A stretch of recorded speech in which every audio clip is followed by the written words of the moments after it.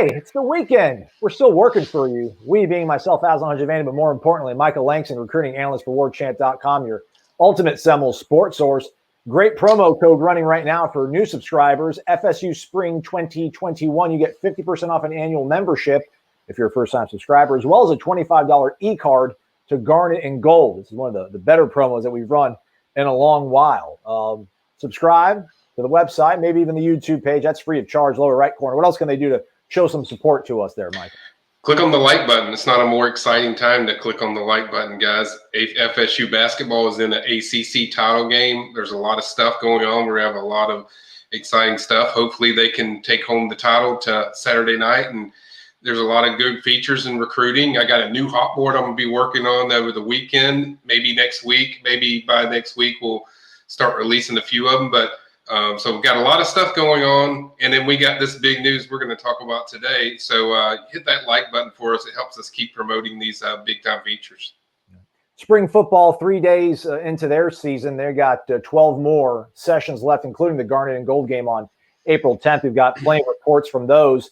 Wide receivers, not exactly shining, Michael. So this news might bring some joy to some folks, not only a position of need, but also from a geographic place that a lot of people seem to like, and that's South Florida. Devaughn Mortimer. What do we know about this young man, Michael? Yeah, this kid got offered last week, nearly committed when he got offered. Just a dynamic speed guy, just great slot receiver, separation out the wazoo. If you want separation, this kid has incredible separation. Just put this in perspective, guys. This is how good this kid is in South Florida. He's one of the best playmakers in South Florida. Plays at Dillard High School, and we, like I've said, get this. Take these numbers and let this kind of sink in. 6 games, 5 kickoff returns for touchdowns, over 300 yards, and 5 more touchdowns. So that's 10 touchdowns in 6 games. It's like that's more than average, more than 1 or 2. So. Yeah, he's just freaky electric. It reminds me of a guy in South Florida I watched, or just a guy that I watched growing up is Santana Moss. That's what he does. He does a lot of things that Santana Moss did, and he's just absolutely a tough runner. I mean, he's 5 foot, listed 5'9", but he's probably like 5'10" now, 160 around that area, and he is just dynamic. He just gets separation like nobody other, and just kind of reminds me of some of the stuff that he did when I watched Santana in high school, maybe even some Devin Hester like when you watch him. But he is so natural on special teams. He just sees stuff before it happens so quickly, and then when he hits that gear, it's just he's gone. Like as you see in some of these angles, there's just he's toast. I mean, he's gone, and we know Norvell loves speed, and we've seen that with the addition of Corey Wren, who's seemed to make some big plays already in the spring early on with his big playability, and Philly, another guy with speed. He loves speed.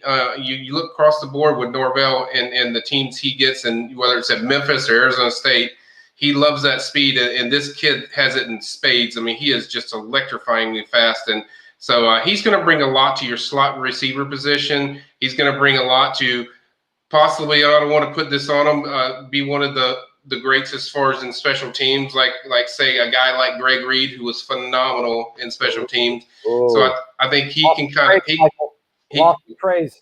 Well, when you're setting records in South Florida for kick returns in a season, that says a lot about your game as far as what you bring as far as special teams, especially when you're doing one of the highest classifications at Dillard High School. So this kid's electrifying. I mean, he's going to bring a lot. I think eventually he'll be a 4-star prospect. I think really it's just people getting out and seeing him.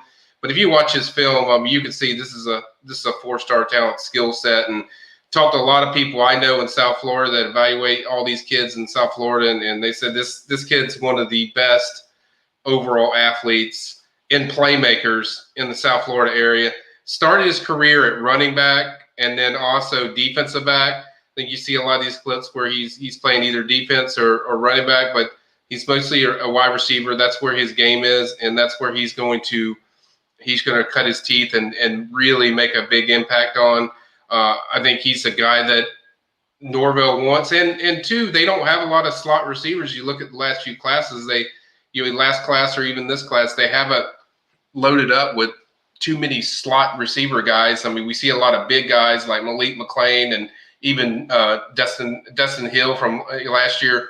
Those are big guys that, you're going to line up at wideout, but they don't have a lot of slot guys that they've added. So adding Devaughn was really huge for not only just special teams, but just to having a elite guy. What's the biggest thing we talk about all the time in practice with FSU is separation and routes. And this kid is going to give you that in spades.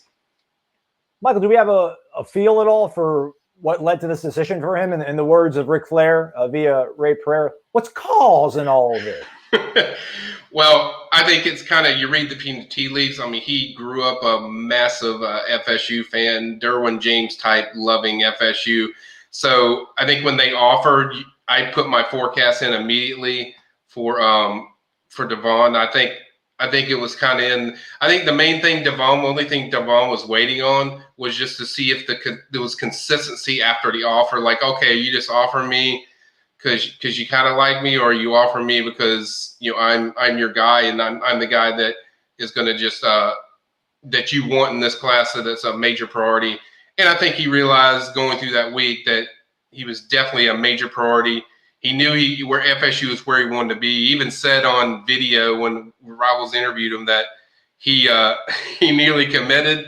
So I think it's kind of led to that. And I think too, just he has a really good relationship with Ron Dugans. Ron's been the headline guy for a while in his recruitment. I think Ryan Bartow also helped. He's got really good South Florida connection, the new high school director of relations. So I think he did a really good job. And I think just the way they sold him on the way they're going to use guys in this offense that have speed. And that's what I talked to Devaughn not too long ago. And the story should be up on Warchant with quotes from I think Ira's already putting it together that, he said they really know how to use guys that have speed like myself, in the offense, whether it's bubble screens, whether it's, end around jet sweeps or just finding ways to create space where you can put him in space and then he can do his thing. So it's kind of, I think that was part of it too. It wasn't just, FSU's my dream offer. It was the way that these guys are used as far as speed guys in this offense. And then when you love FSU growing up, it checks off every box that you're looking for.